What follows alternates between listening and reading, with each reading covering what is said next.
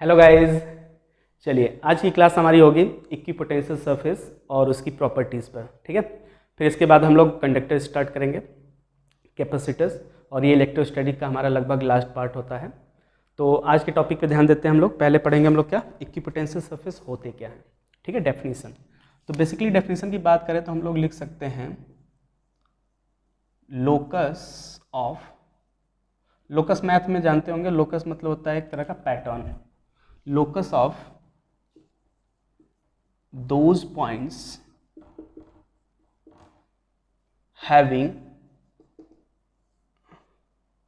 same या equal कह सकते हैं हम लोग potential is called equi potential surface. नाम में ही जैसे लिखा है इक्विपोटेंशियल सरफेस, एक ऐसा सरफेस, लोकस मतलब जैसे ही हो गया, हम इसमें छोटे छोटे छोटे ढेर सारे पॉइंट्स बना दें या ऐसे मार्कर छोटे छोटे ऐड कर दें, सब बहुत सारे बोर्ड पे है ना, थाउजेंड्स ऑफ ऐसे छोटे छोटे हर जगह पे मार्कर ऐड कर दें, और इनके हर एक टॉप वाले पॉइंट को मैच करा के पूरा एक फिर से प्लेन हम लोग क्रिएट कर सकते हैं बोर्ड जैसा ही। उस सरफेस को हम लोग क्या कह सकते हैं, एक तरह का इक्विपोटेंशियल सरफेस कह सकते हैं। यदि इस बोर्ड पे प्लस चार्ज है और उस मार्कर की डिस्टेंस, सबकी लंबाई कह सकते हैं मार्कर की क्या हो, सेम हो, तो इससे जो पोटेंशियल इस डिस्टेंस पे होगी सेम इस चार्ज से उतनी होगी, तो सब पॉइंट के बीच में जो पोटेंशियल है सबका क्या होगा, सेम। तो इनसे बनने वाला लोकस क्या कहलाएगा, इनसे बनने वाला सरफेस क्या कहलाएगा, इक्विपोटेंशियल सरफेस। क्लियर? ओके, पहली तो पॉइंट हो गई कि लोकस की बात हो गई। अब इसको लोकस को हम कैसे रिप्रेजेंट करेंगे, तो हमारे पास दो तीन जैसे एग्जाम्पल है। मान लीजिए प्लस चार्ज एक सिंगल है या एक माइनस आइसोलेटेड पार्ट है ये, तो इसकी इक्विपोटेंशियल कैसे रिप्रेजेंट करेंगे हम लोग, तो ध्यान दें। एक ही पॉइंट चार्ज है, पॉइंट चार्ज की वजह से इक्विपोटेंशियल आपको याद होगा KQ/R होता है ना, फॉर्मूले पीछे के याद रखे होंगे, नहीं तो आगे चलते चलते धीरे धीरे ये सब चीज़ें पढ़ेंगे तो पीछे की चीज़ें भूलते जाएंगे तो ये समझ में कम आएगा। KQ/R होता है मतलब R हो गया डिस्टेंस, तो इससे सोचिए R डिस्टेंस पे एक पॉइंट P जहाँ पोटेंशियल कितना होगा, KQ/R है। यदि इस चार्ज की वैल्यू Q ले लें तो इधर R डिस्टेंस पे कितना होगा, सेम। इस तरफ हर तरफ होगा कि नहीं यार, हवा में सोचिए कि ये एक चार्ज है Q, इससे इस तरफ आर, इधर इधर इधर, इन ऑल डायरेक्शंस आर एक डिस्टेंस पर सब पॉइंट की पोटेंशियल क्या होगी, सेम। सबको मिला देगा तो क्या बन जाएगा, एक तरह का स्फेयर बनेगा ना। तो स्फेयर इस पर नहीं बना सकते, खैर बोर्ड है 2 डायमेंशनल, तो इसमें हम 2 डायमेंशनल ही दिखा सकते हैं, बट सोच लीजिए कि ये एक स्फेयर जैसा है, फुटबॉल जैसा। तो इस चार्ज से इक्वल डिस्टेंस में होने की वजह से सबके पास चार्ज कितना होगा, KQ/R। तो ये जो स्फेयर बना एक, वो क्या कहलाएगा, इक्विपोटेंशियल सरफेस। मतलब एक ऐसा सरफेस जिसकी हर एक पॉइंट पर क्या है, इक्विपोटेंशियल सरफेस, पोटेंशियल क्या है, सेम है, ऐसा कह सकते हैं। ओके, क्या यही एक सरफेस होगा, नहीं। इस चार्ज से हो सकता है कि स्मॉल r डैश पे डिस्टेंस पर एक पॉइंट ले लें हम, तो वो भी तो एक स्फीयर बनेगा छोटा सा, उस पर भी तो इक्विपोटेंशियल होगा। इससे थोड़ा सा बड़ा एक स्फीयर सोचे तो उसके पे भी हर जगह पोटेंशियल सेम होगा। लेकिन ये सब तो खैर इक्विपोटेंशियल सरफेस कहलाएंगे, लेकिन ध्यान सोचिए जो नीचे वाला सरफेस है स्फीयर छोटा वाला, इस चार्ज से पास में, तो इस पर पोटेंशियल क्या होगी, ज़्यादा। इससे थोड़ा सा दूर है तो इस पर पोटेंशियल क्या होगी, थोड़ा सा कम। इससे ये और दूर है तो इसकी पोटेंशियल क्या होगी, थोड़ा सा और कम होगी।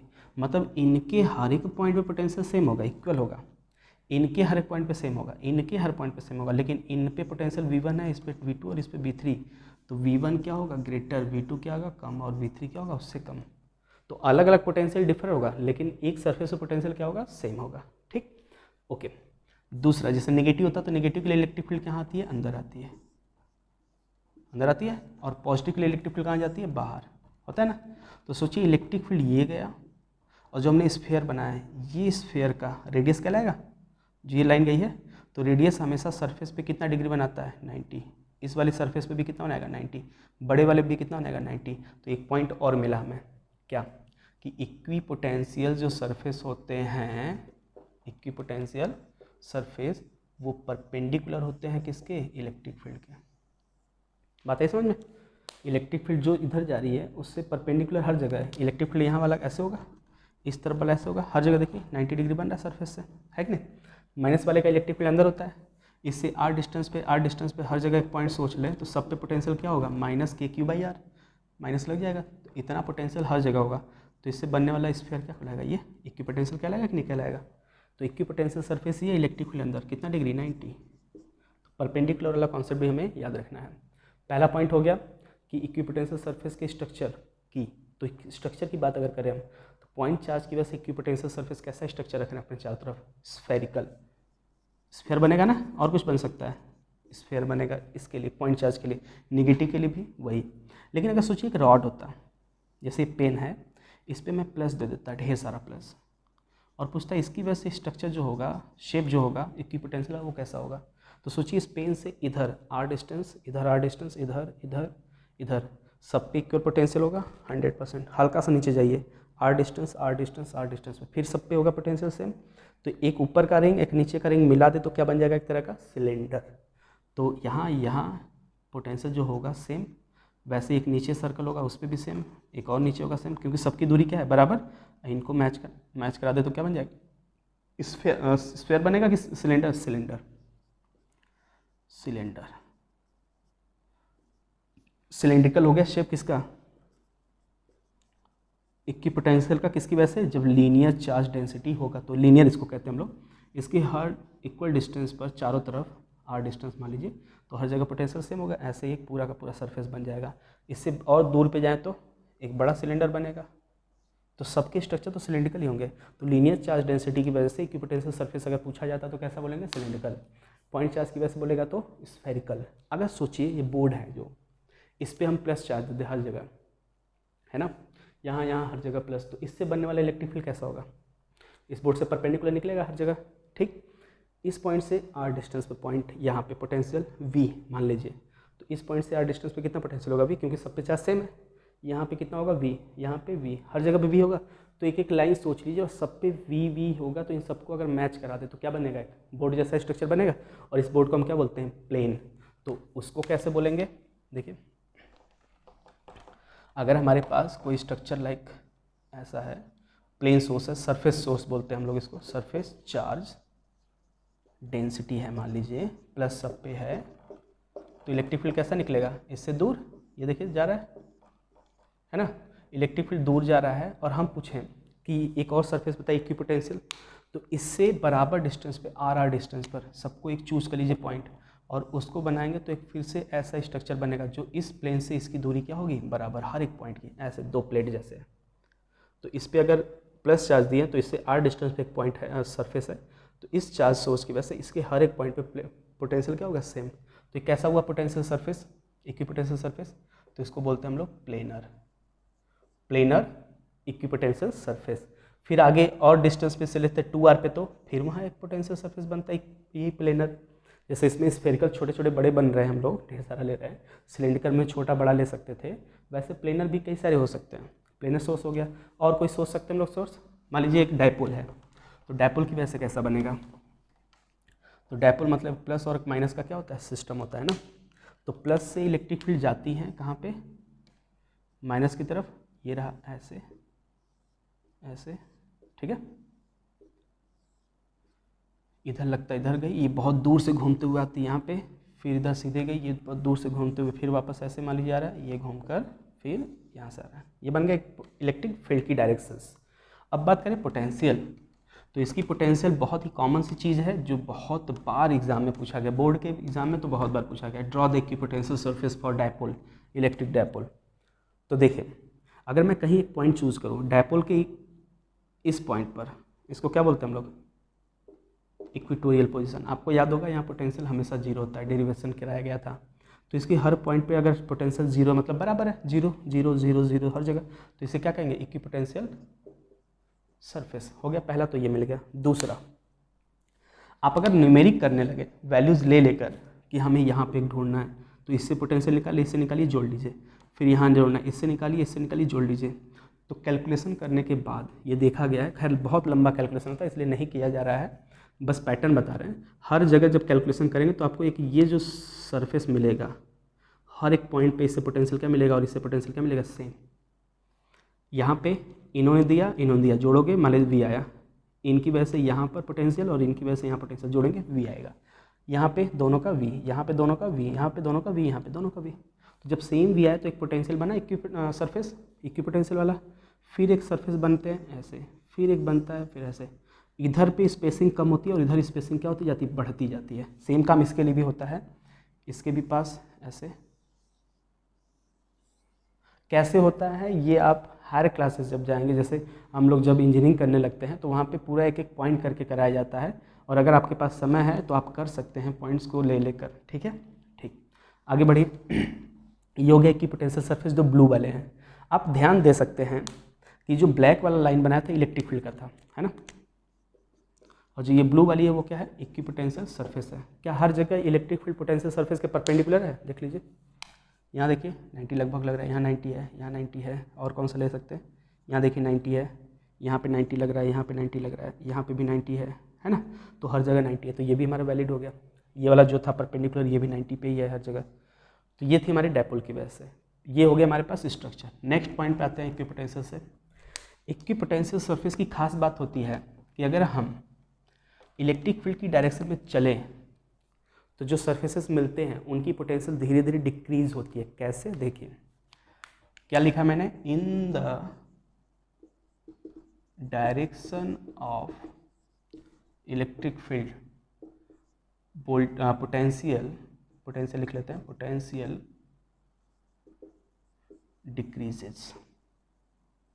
मतलब इसका क्या, देखिए जैसे मैं कहूँ कि ये इलेक्ट्रिक फील्ड की डायरेक्शन थी, ठीक है, एक पॉइंट हमने ले लिया 1 और 2, कितनी दूरी पे, डी आर पर, तो यहाँ की पोटेंशियल मान लेते हैं V1 और यहाँ की पोटेंशियल कितनी मान लेते हैं V2, कितने डिस्टेंस पर है, डी आर पर। तो एक फॉर्मूला हमने पढ़ा है, potential difference is equal to minus E D R, पढ़ा है कि नहीं, ये डॉट लगा कर ऐसे होता है, अगर डॉट हटा दे तो ये वेक्टर हटा दिया करिए, ये हमने पढ़ा है। तो इसकी वैल्यू क्या लिख सकते हैं, पोटेंशियल डिफरेंस। पोटेंशियल डिफरेंस क्या होता है, फाइनल माइनस इनिशियल, या दूसरे का माइनस पहले का। तो अगर इधर चलते हुए पोटेंशियल डिफरेंस लिखे तो क्या लिखेंगे, V2 माइनस V1 लिखेंगे, नहीं बराबर माइनस ई डी आर। सोचिए इसकी वैल्यू आ रही है नेगेटिव में, ये कब हो सकता है, जब यहाँ पर V1 ग्रेटर रहा होगा किससे, V2 से। सिंपल सी बात है कि नहीं, तो V1 ग्रेटर होगा V2 से, मतलब ये कि इलेक्ट्रिक फील्ड की डायरेक्शन में चलेंगे तो पोटेंशियल धीरे धीरे क्या होता जाता है, घटता चला जाता है। समझ में आई बात? ये हो गया हमारे पास नेक्स्ट पॉइंट। आगे आते हैं और प्रॉपर्टीज पढ़ते हैं। अगर हम बात करें कि इक्विपोटेंशियल सरफेस कन्वर्जिंग और डाइवर्जिंग में, ये तो इलेक्ट्रिक फील्ड जो था यूनिफॉर्म था, अगर नॉन यूनिफॉर्म रहे तो इसके लिए देखिए इंटरेस्टिंग बात, अगर इलेक्ट्रिक फील्ड ऐसे है तो क्या बोला जाएगा, कन्वर्जिंग है कि diverging, diverging.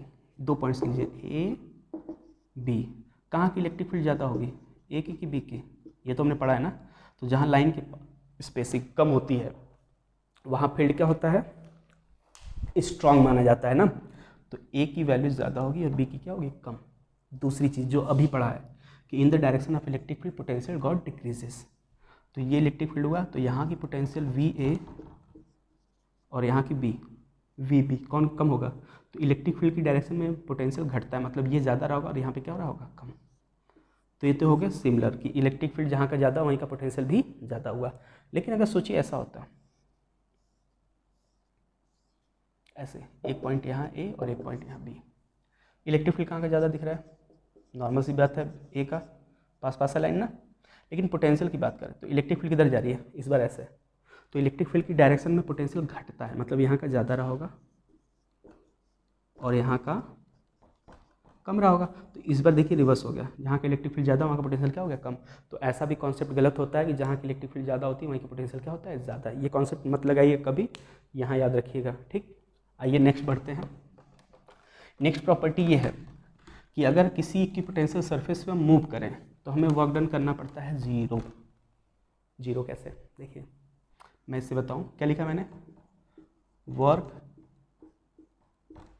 Done in work done on a charge moving from one point to another point on equipotential surface। थोड़ी राइटिंग खराब है तो बट फीलिंग समझिएगा, है ना। Work done on charge moving from one point two another point on equipotential surface is zero always. मतलब देखिए कितना इजी में समझते हैं हम लोग इसको। एक डायपोल ले लेते हैं प्लस माइनस, ठीक है। ये कौन सा सरफेस था, इक्विपोटेंशियल था। मैंने कहा कि इक्विपोटेंशियल सरफेस पे अगर एक पॉइंट ए ले लें और मान लीजिए एक दूसरा पॉइंट बी, किसी चार्ज क्यू को उठाकर यहाँ से यहाँ ले जाए, ये चार्जेस कितना मान लेते हैं, क्यू और क्यू। यहाँ से यहाँ तक ले जाने में बोला है कि चार्ज वर्क डन कितना होगा, 0, या वहाँ से यहाँ तक लाने में, या यहाँ से यहीं तक लाने में, या यहाँ से यहाँ तक लाने में वर्क डन 0 होगा। कैसे, सोचिए। वर्क डन का फॉर्मूला क्या पढ़ा था हम लोगों ने, work done equals to D V into Q, या रिवर्स, ये फॉर्मूला हमने तो ऐसे देखा था जरूर, D V equals to work done by charge, ये पढ़ा था ना पोटेंशियल डिफरेंस में। तो यहाँ से वर्क डन क्या हो जाएगा, पोटेंशियल डिफरेंस इंटू चार्ज। ये कौन सा चार्ज है, जिसको हम ले जाते हैं इधर से उधर ना, टेस्ट चार्ज जिसे बोलते हैं। तो इस बार टेस्ट चार्ज का काम कौन करेगा बेचारा, कैपिटल क्यू, क्योंकि ये भाग रहा है। तो कितना हो जाएगा फॉर्मूला, वर्क डन बराबर डी वी इंटू क्यू। अब बताइए यहाँ का पोटेंशियल वी ए है और यहाँ का पोटेंशियल मान लीजिए वी बी है, कोई भी पॉइंट हम लोग लेते हैं, ये दोनों सेम है ना, वी ए बराबर वी बी। तो डी वी डिफरेंस जो आएगा वो कितने का आएगा, 0 का। तो वर्क डन बराबर क्या हो गया, पोटेंशियल डिफरेंस 0 इंटू क्यू, तो वर्क डन क्या आया, 0। और सिंपली पोटेंशियल बेसिकली एक पॉइंट की प्रॉपर्टी होती है जो अपोज करता है या सपोर्ट करता है किसी चार्ज को आने या ले जाने में। जब हर जगह का पोटेंशियल बराबर है तो यहाँ से वहाँ तक जाने में, वहाँ से यहाँ तक आने में कोई प्रॉब्लम ही नहीं है। कोई ना अपोज कर सकता है ना कोई सपोर्ट करेगा। तो जब कोई सपोर्ट ना अपोज करेगा तो वर्क डन कितना होगा, 0। आप सोचिए एक फ्लोर है, पानी यहाँ से गिरा है और फ्लोर एकदम प्लेन हो, हॉरिजॉन्टल हो, तो पानी अपने आप फैलता जाएगा, कुछ नहीं करना है। और ढलान होगा मतलब इंक्लाइंड होगा डाउन की तरफ, तो पानी अपने आप नीचे जाएगा, मतलब वर्क डन हमें मिल रहा है। और अगर ऊपर होगा तो पानी ऊपर जाएगा, नहीं, ले जाना पड़ेगा। तो वर्क डन वहाँ करना या मिलता है, दो चीज़ होती है, या तो हमें करना पड़ेगा या तो मिलेगा। लेकिन अगर प्लेन हो तो ना करना पड़ेगा ना मिलेगा। तो प्लेन का मतलब दोनों जगह का पोटेंशियल क्या हो जाना, सेम।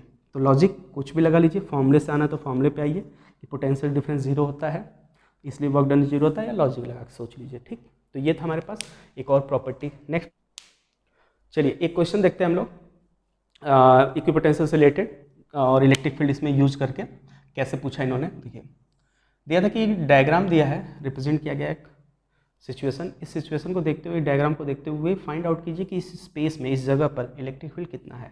मतलब find out electric field for the given figure. Figure में क्या दिया था, एक लाइन दिया था इन्होंने और ऐसे पैरेलल लाइंस 3-4 दे रखी थी, और मान लीजिए 3 दिया, एक पैरेलल 3 लाइन है, एक ये ऐसे पॉइंट है। इस पे लिखा था 10 वोल्ट, इस पे लिखा था 20 वोल्ट और इस पे लिखा था 30 वोल्ट। एक और अच्छा बात बता दो, इसको थोड़ा सा पॉज कर लीजिए। हमने कहा था इलेक्ट्रिक फील्ड की डायरेक्शन में पोटेंशियल घटता है ना। जैसे इलेक्ट्रिक फील्ड इधर हो गई तो इधर पोटेंशियल मान लीजिए 1 है, ये 2 है, V1 और V2। तो V1 ग्रेटर होगा, V2 कम होगा, ये तो कन्फर्म था। लेकिन अगर मैं कहूँ कि इसी के ऊपर एक 3 पॉइंट हो तो वहाँ का पोटेंशियल कितना होगा, इलेक्ट्रिक फील्ड ऐसे है तो परपेंडिकुलर अगर भागेंगे तो पोटेंशियल सेम मिलता है। तो V1 और V3 आपस में पोटेंशियल क्या रखेंगे, सेम। लेकिन अगर आगे पीछे भागेंगे तो पोटेंशियल चेंज होता है। In the electric field directions क्या होगा, पोटेंशियल घटेगा, और अपोजिट में क्या होगा, पोटेंशियल बढ़ेगा। लेकिन अगर ऊपर नीचे चले तो जैसे यहाँ 4 ले ले तो V4 क्या होगा, V2 के बराबर। क्लियर है, एक चीज़ ये छूट गई थी। अब आते हैं न्यूमेरिकल पे अपने वापस। तो दिया क्या था कि 10 वोल्ट, 20 वोल्ट, 30 वोल्ट ये पोटेंशियल सर्फेसेस है, इक्विपोटेंशियल सर्फेस। कैसे जानते हैं, ये प्लेट है एक बड़ी सी, ये भी एक प्लेट है और ये भी एक प्लेट है, ठीक। बट प्लेट बना नहीं सकते, इन्होंने लाइन बना रखी है। दूसरा क्या दिया था, इस पॉइंट से लेकर इस पॉइंट के बीच की दूरी 1 मीटर है, इसके बीच की भी दूरी कितनी है, 1 मीटर। और ये वाला जो एंगल है ये 30 डिग्री है, ये भी कितना है, 30 डिग्री, ये भी कितना है, 30 डिग्री। इन्होंने पूछा कि जहाँ पे ये तीनों प्लेट रखे गए हैं और इस पर 10 वोल्ट है, इस पर 20 वोल्ट है, इस पर 30 वोल्ट है, यहाँ पे इलेक्ट्रिक फील्ड कितना रहा होगा। एक चीज़ सोच लीजिए कि इलेक्ट्रिक फील्ड किधर से किधर जारी होगी। तो इधर 30 वोल्ट, इधर 20 वोल्ट, इधर 10 वोल्ट, तो किधर जारी होगी, इस तरफ या इस तरफ। तो लगभग इधर लग रहा है, क्योंकि पोटेंशियल इधर से घट रहा है, तो जिधर घटता है उधर ही इलेक्ट्रिक फील्ड जाता है। ये तो कंफर्म हो गया। अब निकालते हैं हम लोग इलेक्ट्रिक फील्ड की वैल्यू। कैसे, तो देखिए 2 को सोचिएगा, सिर्फ इनको, ये जो सरफेस है और ये जो सरफेस है, इनके बीच की परपेंडिकुलर डिस्टेंस कौन सी होगी, ये वाली। और इसी डिस्टेंस के अलोंग इलेक्ट्रिक फील्ड होगा। क्यों, क्योंकि पोटेंशियल सरफेस जो होती है, इक्विपोटेंशियल सरफेस, उसी की परपेंडिकुलर इलेक्ट्रिक फील्ड होता है। तो इलेक्ट्रिक फील्ड ऐसे होगा। ये तो कंफर्म हो गया। इधर नहीं होगा, क्यों, क्योंकि इलेक्ट्रिक फील्ड इधर है, इसलिए पोटेंशियल इधर घट रहा है। ओके, ये तो होगी डायरेक्शन की कहानी। अब बची बात हमारी किसकी, वैल्यू। तो वैल्यू निकालने के लिए हमें इन दोनों पोटेंशियल सरफेस के बीच की दूरी चाहिए। क्यों, क्योंकि फॉर्मूला हमें पता है, potential difference equals to E minus D R. dr is the distance या separation between the potential difference surface या the surface having potential difference dv। तो ये वाली दूरी हो गई dr, ये चाहिए हमें। ये कितना दिया था 1 मीटर, ये कितना है 30, तो ये कितना बचा 60, क्योंकि ये लाइन तो 90 पे है ना, तो ये 60 हुआ। तो 1 का इस पे कंपोनेंट कितना आएगा इस ब्लू वाले लाइन पर, यहाँ से यहाँ तक का, तो 1 cos 30, क्योंकि थीटा टच पे क्या आता है cos आता है, तो 1 cos 30 मतलब 1/2, cos 30 वाली कितनी होती है 1/2 होती है ना, तो 1/2 मीटर। इनके बीच की दूरी कितनी होगी 1/2 मीटर, लिख लेते हैं 1/2, dr की वैल्यू हो गई। अब ई बचा है, ई तो हमें निकालना है, माइनस को छोड़ दे क्योंकि सिर्फ मैग्नीट्यूड की बात कर रहे हैं, माइनस सिर्फ क्या बता रहा था कि पोटेंशियल उधर घट रहा है, माइनस सिर्फ ये बताता है, इसको छोड़ देते हैं, सिर्फ मैग्नीट्यूड की बात करते हैं। dv कितना लिखेंगे जी, इन दोनों के बीच में कितना डिफरेंस है, यहाँ 20 वोल्ट वहाँ 10 वोल्ट, तो कितने का डिफरेंस हुआ 10 का, तो 10 = E × 1/2, तो E बराबर कितना हो गया 20 यूनिट वोल्ट पर मीटर। इलेक्ट्रिक फील्ड की मैग्नीट्यूड आ गई, डायरेक्शन आ गई, लेकिन अगर प्रॉपर वे लिखना हो वेक्टर में जो हमें लिखना चाहिए वो कैसे लिखेंगे, तो देखिए कार्टेशियन बना देगा हम लोग, इधर y इधर x, तो वो इलेक्ट्रिक फील्ड ऐसे दिख रहा है आपको जाता हुआ, देखिए उसको अगर हम बनाएं तो ऐसे ही तो है, और ये अगर एंगल 60 है तो ये एंगल कितना होगा, ये वाला 60 होगा, E इसका कॉम्पोनेंट इस पर कितना आएगा E cos 60, और थीटा से दूर पे इधर क्या जाएगा E sin 60, तो E की वैल्यू कितनी है 20 cos 60 की वैल्यू 1/2, कट्टम पिट्टम 10 बचा, E मतलब 20 और sin 60 की वैल्यू √3/2, तो ये कट्टम पिट्टम कितना हुआ 10√3।